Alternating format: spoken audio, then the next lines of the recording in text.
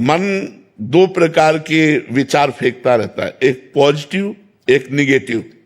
अगर हम नाम जप करेंगे तो पॉजिटिव प्लस होता जाएगा, अगर नाम जप नहीं करेंगे तो निगेटिव प्लस होता जाएगा, और निगेटिव प्लस होता है तो डिप्रेशन में लोग पहुंच जाते हैं।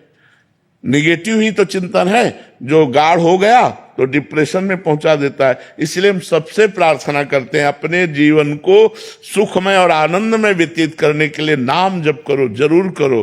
काउंटर खरीद लो, 50,000, 60,000, 1,00,000 ऐसे नाम जप करो, देखो उन्नति होती है कि नहीं, मंगल होता है कि नहीं, तुम्हारे विचार बदलते हैं कि नहीं, तुम्हारे भाव बदलते हैं कि नहीं, तुम्हारे को आनंद अनुभव आता है कि नहीं। करो।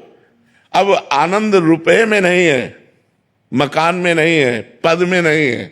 देखो हमारे विचार अगर पॉजिटिव हुए तो हमें सहज में सुकून। दो पंडित को एक सेठ ने निमंत्रण दिया, बढ़िया पूड़ी पुआ रसगुल्ला खीर बढ़िया खवाया और 11-11 रुपया दिए। तो जब बाहर निकले तो दोनों को प्रणाम किया, तो एक उदास था और एक प्रसन्न था। तो उनका, पंडित जी आप प्रसन्न क्यों हो और आप उदास क्यों हो?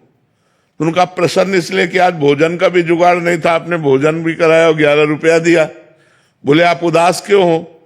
बोले सोचा था कि सेठ जोरदार है, 100 तो देगा, 11 रुपया दिए, 90 का घाटा हो गया। अब बोलो उसमें सेठ जी क्या करे?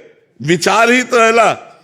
एक ने विचार इतनी इच्छा प्रबल कर ली तो उसको 90 का घाटा दिखाई दे रहा है और एक को 10 रुपया मुनाफा दिखाई दे रहा है, क्योंकि भोजन की भी नहीं थी तो भोजन भी मिला, 10-11 रुपया भी मिले। तो ये हमारे विचार जो हैं वो हमको दुख सुख देते रहते हैं। तो हमारे पॉजिटिव विचार हों तो हम सुखी हो जाएं, निगेटिव विचार होते हैं तो हम दुखी होते हो। प्रायः निगेटिव ही बनते हैं, पॉजिटिव बनते हैं तपस्या से, भजन से, अध्यात्म से पॉजिटिव विचार बनते हैं। तो हम सबको अध्यात्म से जुड़ना चाहिए।